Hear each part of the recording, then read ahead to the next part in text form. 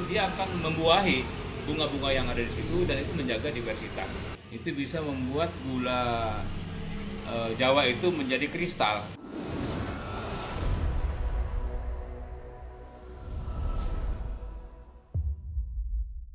Cek cek cek 1 2 3. Assalamualaikum warahmatullahi wabarakatuh. Ketemu lagi dengan saya teman-teman di channel kesayangan kita semua, By Heritage Channel.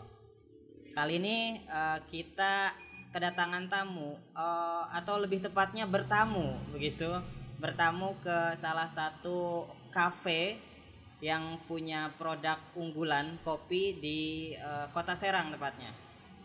Nah, kali ini kita nyamperin atau sowan atau nyaba begitu, biasa teman-teman Lebak nyebutnya, ke salah satu bisa disebut sebagai akademisi, bisa disebut juga sebagai seorang arkeolog, bisa juga disebut sebagai seorang wirausaha.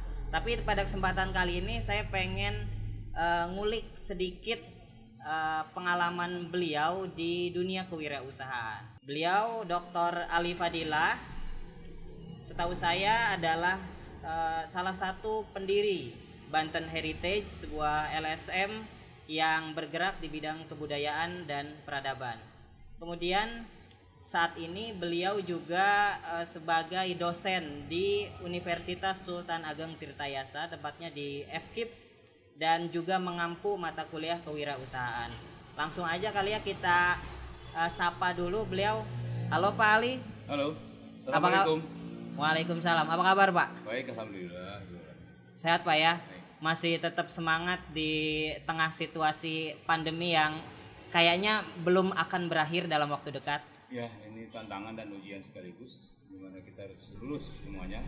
Yang paling penting jaga kesehatan, protokol PSBB harus dilakukan. Siap.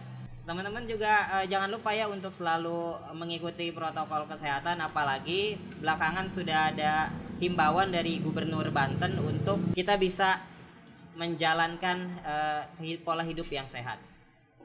Langsung saja kali ini Pak, saya pengen ngobrol-ngobrol sama Bapak berkaitan dengan dunia kewirausahaan. Nah, Bapak sendiri ya sebagai dosen yang mengampu mata kuliah wirausaha di Untirta, kemudian juga Banten Heritage yang ya banyak orang sudah tahu soal kiprahnya dalam upaya pemberdayaan masyarakat. Nah, menurut Pak Ali nih, kalau potensi di Banten ini, potensi yang paling bisa kita eksplorasi itu apa sih Pak yang potensial? Kayak misalkan apakah hasil alam kah, hasil laut kah, atau misalnya pariwisata atau apa gitu Pak? Silakan Pak. Baik, Bung Rizal, terima kasih. Ini sudah waktunya kita memang bergerak maju ya. Betul. Karena sebentar lagi Banten akan memperingati usianya yang ke-20 tahun. Oh iya, 20 tahun. Sebentar lagi Banten. 4 Oktober nanti Banten masuk ke usia 2 dasawarsa ya. Siap. Dan seharusnya kita memang sudah take off menuju ke suatu masyarakat yang dicita-citakan sejak pembentukan perusahaan. Saya akan mulai dari pengalaman saya mengajar tentang mata kuliah kewirausahaan di FKIP Untirta. Ada banyak pertanyaan dari teman-teman mahasiswa karena kewirausahaan itu di kalangan akademisi sekarang bukan hanya pekerjaan teman-teman yang dari Ekbis ya, Fakultas Ekbis, tetapi fakultas lain juga harus bisa kewirausahaan, karena banyak pengalaman juga bahwa seorang kuliah di bidang pertanian kadang-kadang setelah lulus tidak menjadi petani, tetapi dia bisa jadi pengusaha. Kemudian ini yang saya harapkan juga dari terutama dari jurusan pendidikan sejarah Fakultas Keguruan dan Ilmu Pendidikan Untirta, ini diberikan satu mata kuliah pilihan atau wajib malah kewirausahaan. Dan saya tertantang untuk mengajak mahasiswa untuk bersama-sama memikirkan sesuatu yang baru, memikirkan konsep baru, sehingga kita tidak terkesan menjadi bisnis as usual, bisnis yang apa adanya ya. Dalam menghadapi tantangan global competitiveness ini, kita harus mencoba melahirkan satu bisnis yang berbasis pengetahuan.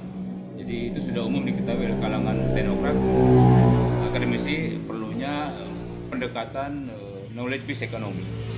Nah, jadi kami memberi bekal kepada mahasiswa bahwa kebudayaan itu bukan hanya untuk dinikmati, bukan hanya untuk menjadi bagian dari romantisme sejarah kita dalam masa lalu, tetapi itu juga bagian dari sumber daya yang bisa dieksplor ya, bisa dieksplor, dikembangkan, dielaborasi menjadi bagian dari sumber daya bisnis.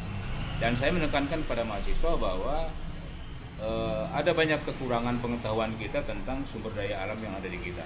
Sumber daya pemikiran juga adalah merupakan satu capital ya untuk berbisnis. Nah sekarang misalnya gampang lah kalau kita melihat sumber daya alam pertanian, kelautan, gitu kan. Tapi ada sumber daya yang lain yang bisa sustainable, bisa diolah dan dikembangkan. Misalnya Banten terkenal dengan Keraton Surasowan, ya kan? Betul. Ada juga Keraton Kaibon, ya. Itu orang datang ke sana hanya melihat, menikmati, berfoto, kemudian tak ada kesan apa-apa pun pulang. Buat saya itu bagian dari bisnis. Bagaimana informasi tentang keraton ini bisa dikembangkan menjadi sumber bisnis kita, terutama melalui pendekatan IT. Dan informasi ini kan kadang-kadang kaku ya, kalau dari pendekatan akademis. Ya kan selalu kaku seperti tentang kapan dibangun, oleh siapa, fungsinya apa. Nah, bagi saya yang paling penting untuk bisnis yang berbasis IT, bahwa keraton itu harus dilihat sebagai satu peristiwa yang luar biasa. Jadi kita nggak ingin lihat siapa yang ngebangunnya, tapi bagaimana dongeng-dongeng, cerita-cerita, legenda yang melatari dari pendirian keraton itu sendiri. Dan kadang-kadang sampai sekarang di kalangan tertentu itu keraton dianggap masih memiliki nilai sakral. Ya kan, kadang-kadang orang datang ke sini bukan hanya untuk menikmati, tapi merasakan satu aura-aura yang keagungan dari sebuah kesultanan. Itu salah satu sumber daya kebudayaan yang ada. Nah, kemudian kita lihat secara geografis Banten ini sangat kaya ya dengan sumber daya alam. Dikelilingi oleh laut dari ujung Tangerang sampai ujung Bayah, itu laut semua. Tapi sampai sekarang kita belum dikenal sebagai produsen ikan, ya kan? Kita misalnya memiliki sumber daya ikan yang ada di Banyuwangen itu luar biasa. Saya pernah lihat seorang ibu bisa mengembangkan ikan tidak dijual dalam bentuk ikan segar, tetapi sudah direkayasa menjadi abon ikan. Dan ikannya juga ikan sangat bagus di sana, terutama ikan tuna dan ikan marlin ya. Dan saya mencoba ada beberapa rasa, jadi rasa manis, rasa asin dan rasa pedas. Dan ini luar biasa untuk dikembangkan menjadi bisnis rumahan ya, UKM. Itu dari segi kelautan. Masih banyak yang lain sebetulnya, kerang-kerangan, kemudian juga sejenis maaf ya, seperti misalnya di Labuan itu dikenal dengan pindang tongkol ya. Ikan tongkol begitu melimpah di Labuan dan penilaiannya juga cukup banyak. Tetapi yang saya tahu ikan tongkol selalu diproduksi dalam bentuk pindang. Jarang saya lihat misalnya dibikin abon atau dibikin semacam swir-swir yang bisa bertahan lama gitu. Dan ini juga memerlukan sentuhan sedikit saja teknologi, hanya memang kita harus kembangkan pasarnya. Jadi basisnya adalah pengetahuan tentang ikan, tentang kekerangan. Kemudian di daerah Karanghantu ya, Pasar Pesisir Utara, kemudian Pulau Panjang juga banyak nelayan membudidayakan rumput laut yang sampai sekarang kita baru bisa menjual dalam bentuk natural ya. Saya sih kepingin minimal misalnya menjadi setengah jadi, atau kita membutuhkan tepungnya misalnya untuk bikin sekedar agar-agar, atau bahkan bisa juga untuk bagian domestik. Nah, pengetahuan itulah yang harus ditanamkan kepada mahasiswa, bahwa dengan pengetahuan itu kita memiliki satu sumber daya yang luar biasa untuk kita jadikan produk yang bisa bersifat excellent ya, menghadapi persaingan global ini. Ya gitu Bang Rizal, itu salah satu saja. Saya berharap mahasiswa mulai memikirkan bahwa masa depannya tidak harus sesuai dengan disiplinnya. Betul. Ya kan? Karena dengan kemampuan selama dia belajar sekian tahun sampai selesai, pasti dia memiliki waktu dan ruang untuk mempelajari yang lain-lain, dan dengan pendekatan keilmuannya dia bisa merekayasa sumber daya itu dengan pendekatan akademis. Jadi saya berharap mereka memiliki satu gaya juang untuk tidak sekedar menerima apa adanya produk ini, tetapi selalu mengolah dan mengolah lagi untuk kebutuhan pasar. Waduh, saya terpana nih Pak. Mendengar penjelasan dari Bapak yang belakangan coba mengembangkan kewirausahaan dengan basic seorang akademisi Pak ya. Tadi setidaknya saya mencatat beberapa sumber sebetulnya Pak yang kita miliki, kayak misalkan ya sumber kebudayaan tadi Pak ya, kemudian sumber alam juga saya kira di Banten melimpah. Tinggal bagaimana caranya ini diperlukan sentuhan-sentuhan yang inovatif gitu Pak ya kira-kira. Nah, saya ingin menanyakan soal Banten Heritage nih Pak. Bergeser ke Banten Heritage, bahwa Banten Heritage ini punya nggak sih misalnya binaan masyarakat yang memang coba dilakukan rekayasa terhadap masyarakat tersebut untuk bagaimana mereka bisa mengenali potensi untuk kemudian mengembangkan potensi yang ada menjadi sebuah usaha yang bisa saling menghidupkan. Ini gimana Pak? Baik, kita mulai dari kampungnya Bang Rizal ini ya, Lebak. Ya, Kabupaten Lebak. Kita lihat bahwa dibukanya kabupaten atau rehensi-rehensi yang ada di Bandung itu dimulai keinginan pemerintah Belanda untuk menghidupkan bisnis di bidang perkebunan. Dan salah satu kebun yang masih tersisa, meskipun tidak menjadi bagian dari prioritas Belanda, tetapi ini bagian dari bisnis masyarakat yang sudah mapan, yaitu bersumber dari pohon aren ya, arenga ya. Pohon aren itu menghasilkan biasanya menghasilkan dua produk. Yang pertama adalah kolang-kaling. Kolang-kaling itu di Jakarta sebenarnya dibilangnya buah atap ya kan. Kemudian ada juga yang bilang cangkaleng ya kan. Tapi intinya kolang-kaling yang biasa di bulan puasa untuk buka puasa bagus dibikin kolang. Nah, kolang-kaling ini kan buahnya. Ada juga yang lain, misalnya nira. Jadi pohon arenga itu menghasilkan nira yang luar biasa, dan kemudian masyarakat sudah memiliki teknologinya untuk menyadap nira itu, dan nira itu sebagian dijual sebagai tuak.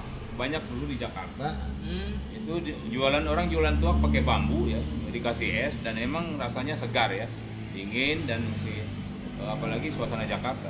Tapi sekarang sudah mulai bergerak maju. Yang awalnya masyarakat cukup puas dengan membuat aren ya, nira dibikin gula yang sebesar batok kelapa itu, gula Jawa, orang bilang gula merah ya. Itu keperluannya kan untuk urusan dapur, untuk makanan, bikin kolak. Tapi saya tidak puas. Saya melihat ada ada inovator ya, terutama di Desa Haryang, Kabupaten Lebak, itu sudah memiliki satu unit usaha koperasi dan beberapa alat yang lumayan ya saya katakan canggih lah untuk desa. Itu bisa membuat gula Jawa itu menjadi kristal, ini seperti gula bubuk ya. Orang sana bilangnya gula semut, mungkin kelihatannya merah seperti semut ya, halus. Dan itu ternyata cukup bagus pasarnya di dunia ya, bukan hanya di Indonesia. Kenapa? Karena kita agak sedikit melenceng.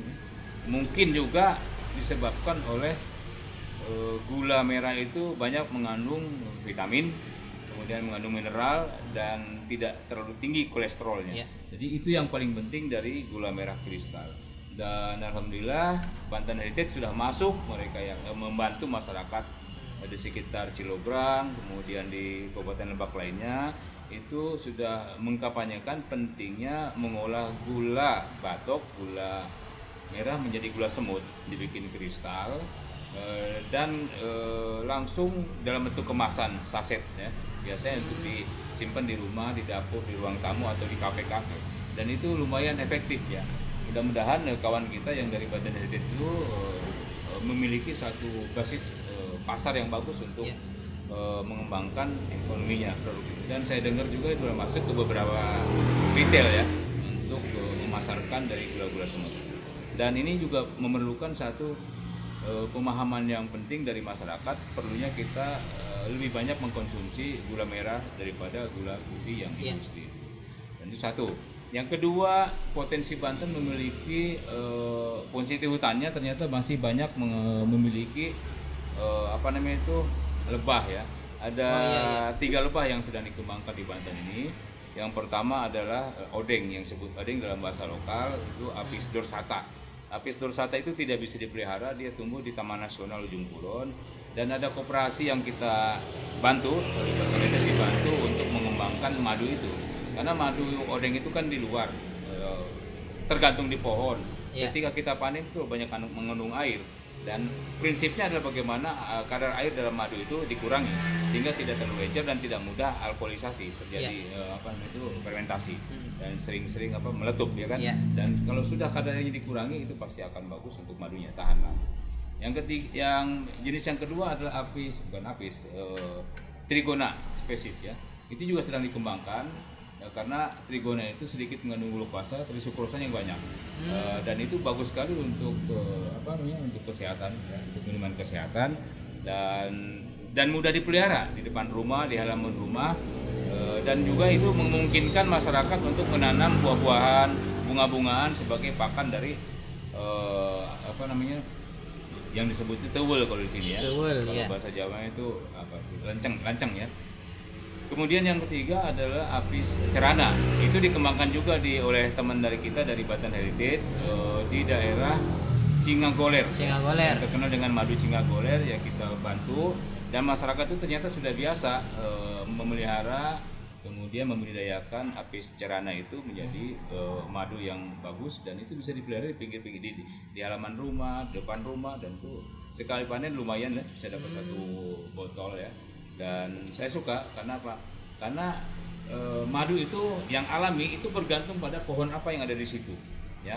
Karena di situ masih banyaknya pohon aren sehingga aromanya ya aroma aren. Nah, kalau umpamanya yang unik adalah Apis dorsata di Taman Nasional. Itu aromanya bergantung pada bunga, musim bunga apa. Ada tongkolok, ada kiganik, ada kijahe. Itu rasanya beda-beda, padahal produknya satu, Apis dorsata. Ini yang unik dari madu hutan. Dan ini perlu dikenalkan kepada dunia bahwa kita memiliki diversitas madu dengan 1 spesies saja. Itu bergantung alamnya.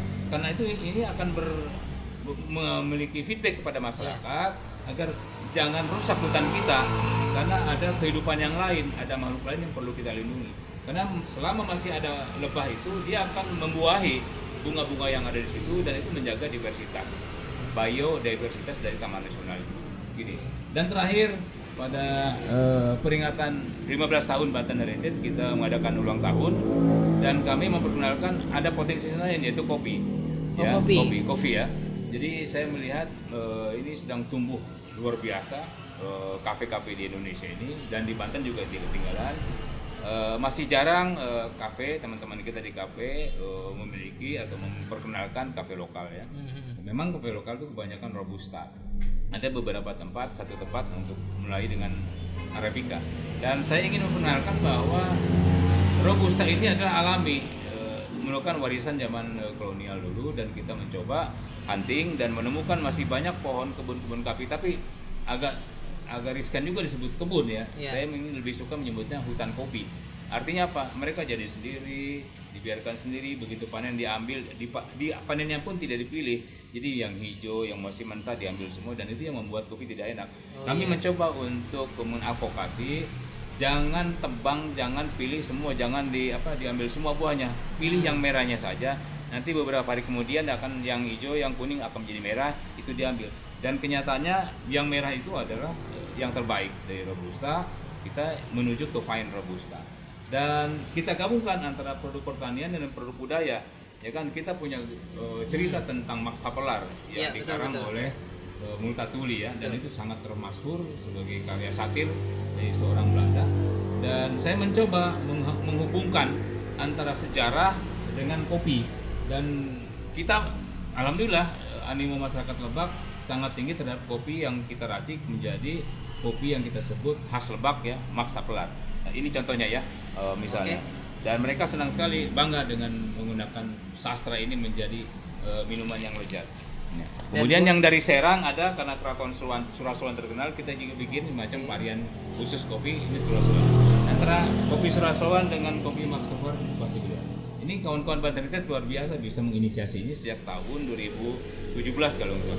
Dan baru sekarang kita menghasilkan sesuatu yang bisa dianggap punya daya saing di tingkat nasional dulu. Gitu Bang Rizal. Luar biasa ya Pak. Nah, jadi ini nih tadi saya menarik selain apa tadi namanya madu ya yang bergantung dengan pada saat itu bunga apa yang sedang bersemi. Jadi itu pun mempengaruhi aroma dari madu itu. Padahal dari satu jenis Pak ya. Oke, kemudian kopi juga saya kira ini satu ide yang masih jarang sekali orang menyadari bahwa bisa dikawinkan begitu dengan nilai-nilai budaya masa lalu kita yang sesungguhnya sangat kaya gitu Pak ya. Nah, selain di situ Pak, saya ingin coba nanya juga Kampung Domba tuh Pak. Kampung Domba di Cinyurup. Nah, dengar-dengar di situ juga ada sedikit banyak ada peran Banten Heritage untuk berusaha menghidupkan di antaranya mungkin ekonomi masyarakat gitu. Itu gimana Pak? Yang saya tahu memang KDT singkatannya, Kampung Domba Terpadu. Kampung Domba Terpadu. Itu diinisiasinya oleh Kabupaten Pandeglang dulu tahun 2012 kalau nggak salah, 2007 udah mulai 2008. Itu akan dijadikan karena ada potensi masyarakat sana kan tidak punya sawah. Betul. Yang ada kebun, di mana ada kebun pasti ada pakan hijauan ya, untuk ternak. Dan mereka terbiasa di belakang rumah itu memiliki kandang ternak. Nah, kemudian ada gagasan dari Kementerian Pertanian, terutama dari Balitnak untuk bagaimana caranya peternakan domba ini dikembangkan, dipusatkan menjadi pusat UMKM ya. Tapi ada intervensi ya dari pemerintah dalam bentuk pengendalian teknologinya. Mulai dari pakannya, kandangnya yang bagus, pembesarannya, kemudian cara pengelolaannya juga, pemeliharaannya, dan kemudian cara menjualnya. Satu lagi yang paling penting adalah cara bisnisnya. Mereka bikin koperasi, kemudian bikin kelompok-kelompok ternak, kelompok tani, dan itu dikembangkan seperti sekarang. Dan ada hasil lain selain domba itu. Jadi terutama pada hari Lebaran Haji ya, Idul Adha itu banyak sekali domba dari Kampung Domba Cijuhut itu turun untuk dipasarkan di lapak-lapak yang ada di sepanjang Pandeglang, Kota Serang dan Pandeglang. Tapi ada dampak lain, ternyata bahwa kampung ternak domba di Juhut itu memiliki potensi view yang bagus ya. View yang bagus dan itu mengundang orang untuk datang ke sana berwisata. Umumnya ingin merasakan udara yang sejuk dari panasnya Kota Serang, Kota Lebak, Kota Rangkas Bitung misalnya, termasuk Kota Jakarta juga. Yang kedua dia ingin merasakan menikmati pemandangan karena dari Kampung Domba itu terlihat sekali Kota Pandeglang bisa nampak ya, dan tempat mereka berselfie. Dan di situ juga selain domba mereka sedang mengembangkan talas juga untuk memenuhi kebutuhan industri, bisa kosmetik, bisa tepung ya. Dan sampai sekarang itu masyarakat masih tetap memelihara tradisi budidaya talas yang disebut dengan talas lokal itu, talas peneng istilahnya. Dan selain untuk tepung juga mereka bikin semacam sticknya ya untuk digoreng keripiknya dan dipasarkan ke Pandeglang melalui koperasi itu. Ya. Nah terakhir nih Pak, tadi saya menarik sekali pernyataan Bapak di awal soal sesungguhnya jangan terpaku pada disiplin ilmu yang hari ini sedang kita geluti begitu Pak, karena sesungguhnya banyak sekali potensi untuk mengembangkan diri menjadi seorang wirausahawan. Nah, saya pengen minta nih Pak pesan Bapak terhadap generasi muda begitu untuk tadi seperti yang Bapak bilang, orang mahasiswa ngambil jurusan pertanian belum tentu jadi petani begitu. Orang ngambil jadi jurusan olahraga belum tentu misalnya jadi guru olahraga atau jadi atlet begitu Pak. Ada banyak peluang begitu. Nah, saya ingin pesan begitu Pak untuk generasi muda kita agar bisa lebih melihat potensi begitu Pak. Terutama dalam rangka mengembangkan jiwa wirausaha gitu. Ya. Pertanyaan yang bagus. Jadi saya mulai dari mahasiswa saya. Situasi COVID ini memang di satu sisi membawa dampak negatif, tapi saya selalu melihat manfaat positifnya. Dan banyak mahasiswa tinggal di desa. Ada yang di Kampung Sukoresmi, ada yang di Cikosik, bahkan ada yang di Garut. Dan saya memberikan kuliah pada mereka melalui Zoom ya, melalui Daring, Pak, ya? telekonferensi, daring ya, melalui daring. Dan rata-rata mereka diam di rumah gitu dan menunggu kita memberikan semacam materi dan kemudian videonya mereka diskusi. Kemudian saya sarankan, coba selama Anda tinggal di rumah ini dampak Covid, kenali desa Anda, kampung Anda, ya kan, memiliki potensi apa saja. Ya. Dan itu saya kasih tugas untuk mereka mengeksplor ya, mengeksplor potensi desa Anda. Ada yang bilang kopi, ada yang bilang enye, ada yang pisang, macam-macam ya, ada gula. Nah, kenapa Anda nggak pikirkan analisis unsur ya dari sebuah produk? Misalnya pisang, itu apa saja yang dipentingkan dari pisang? Selama ini pisang hanya dimakan pisangnya, kemudian kulitnya dibuang. Coba periksa seluruh pohon pisang dari pucuk sampai akarnya. Manfaatnya apa saja, ya kan? Ada nggak yang kita bisa jadikan macam sumber daya untuk bisnis? Dan mereka mulai sekarang itu saya kasih tugas seperti itu. Nanti kita masukkan kita plot dengan sistem inovasi, di mana teknologi masuk. Dan saya berharap memang di Banten ini ada satu lembaga yang bisa melayani terciptanya teknopreneur, ya kan? Bukan teknopreneur itu artinya pengusaha yang berbasis teknologi. Dan itu harus ada semacam inkubator. Jadi inkubator itu nanti fungsinya ada dua. Ada inkubator teknologi, itu diberikan kemampuan supaya si mahasiswa atau orang atau masyarakat memiliki daya absorpsi tinggi terhadap teknologi yang dibutuhkan.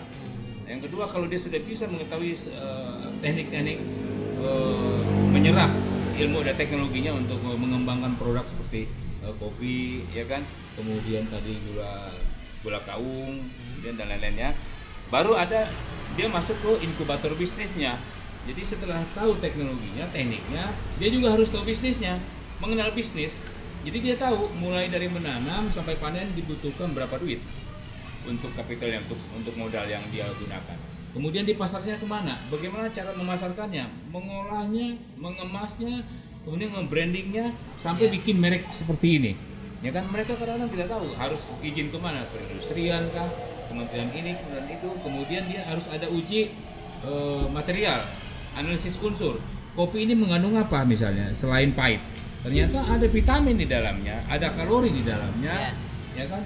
Dan kalau kita tahu ilmu kopi, harusnya minum kopi tidak pakai gula, karena kopi yang kita ambil kopi yang terbaik. Ada rasa manis, ya kan? Ada rasa asam, ada rasa aroma bunga-bunga, bergantung tumbuh-tumbuhan di mana kopi itu hidup. Ya, betul. Dan kita mencoba menampilkan sumber daya atau tes atau rasa dari kopi ini disajikan ke masyarakat. Ini rasa apa? Hingga hampir tidak ada yang sama rasa kopi itu setiap panen, karena bergantung pada enzim yang dia serap dari tanahnya. Dan kita bersyukur kopi kafe makin tumbuh banyak di Serang, di Pandeglang, di Lebak, supaya orang bisa berbagi rezeki, berbagi rasa dan menikmati. Dan saya berharap dengan kopi ini masyarakat petani tergerak untuk menanam. Jadi tanah-tanah yang sudah gundul, sudah gersang, tanami kopi, ya kan? Di samping bisa reboisasi, menghutankan kembali, juga bisa diambil manfaatnya, minimal kopinya. Itu Rizal ya. Baik, Bali, terima kasih banyak. Waduh, ini pengetahuan banget nih buat kita semua ya, teman-teman. Nah, itu dimulai dari bagaimana kita menumbuhkan jiwa untuk menjadi seorang wirausaha, kemudian melihat potensi yang ada hingga sampai akhirnya berusaha mengembangkan pada titik contoh tadi kayak teknopreneur begitu Pak ya. Teknopreneur artinya perkembangan zaman ini kita jangan sampai ketinggalan begitu teman-teman.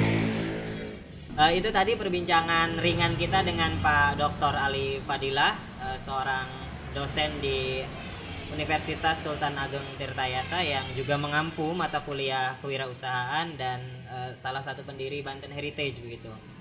Mudah-mudahan apa yang disampaikan oleh Pak Ali ini bisa bermanfaat begitu teman-teman ya, bisa menjadi pencerahan juga buat kita terutama para generasi muda ini agar tetap kreatif dan inovatif begitu. Pak Ali, nanti kita ketemu pada kesempatan selanjutnya. Sekali lagi terima kasih, sukses selalu untuk Bapak, sehat selalu, dan salam inovasi. Salam inovasi begitu. Oke, nanti kita akan ketemu di konten-konten selanjutnya teman-teman. Itu saja, terima kasih, sampai jumpa kembali.